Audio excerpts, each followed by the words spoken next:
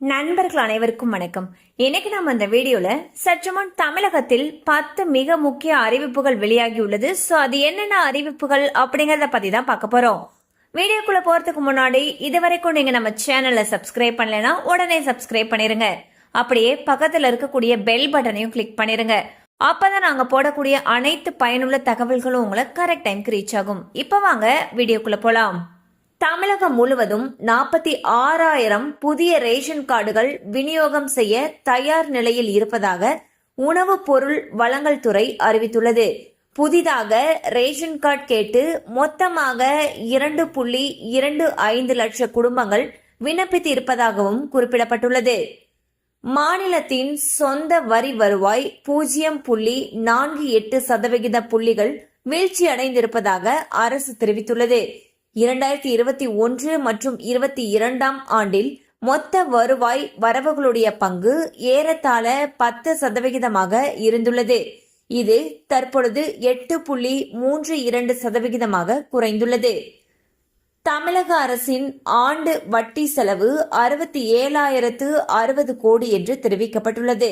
மூலதன செலவினங்களுக்கு 50,911 கோடி செலவிடப்படுகிறது. அதன்படி மூலதன செலவினங்களுக்கான தொகையை விட வட்டி செலவு அதிகமாக இருப்பதாக அரசு குறிப்பிட்டுள்ளது. கோயம்புத்தூர் மாவட்ட வேலைவாய்ப்பு மற்றும் தொழில் நெறி வழிகாட்டு மையத்தில் ஜூன் 19ஆம் தேதி காலை 10 மணிக்கு தனியார் துறை வேலைவாய்ப்பு முகாம் நடைபெறுகிறது. தமிழகத்தில் ஒவ்வொரு தனிநபர் மீதான கடனானது 1,28,934 ரூபாய் என்று நிதியமைச்சர் தெரிவித்துள்ளார். கடந்த 2020 மற்றும் 21 காலகட்டத்தில் 67,087 ரூபாயாக இந்த தொகை இருந்ததாகவும் தற்பொழுது 2 மடங்கு உயர்ந்திருப்பதாகவும் கூறப்பட்டுள்ளது. சமூக நலன் மற்றும் மகளிர் உரிமைத்துறையுடைய திட்டங்கள் மற்றும் செயல்பாடுகள் குறித்து முதலமைச்சர் திரு விஜய் அவர்கள் ஆய்வு மேற்கொண்டார். அப்பொழுது மகளிர் உரிமை தொகையை 2,500 ரூபாயாக உயர்த்துவது குறித்து ஆலோசனை செய்யப்பட்டதாக கூறப்படுகிறது. தமிழக அரசின் வருவாய் பற்றாக்குறை 78,324 கோடி என்று நிதியமைச்சர் மரியா வில்சன் தெரிவித்துள்ளார். இது வரலாற்றிலேயே இல்லாத ஒரு உச்சமாகும்.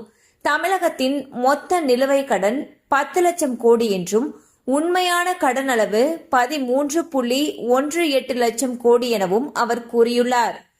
லஞ்சம் கேட்கக்கூடிய அரசு அதிகாரிகள் மீது கடும் நடவடிக்கை எடுக்கப்படும் என்று பால்வளத்துறை அமைச்சர் விஜயலட்சுமி அவர்கள் எச்சரிக்கை விடுத்துள்ளார்.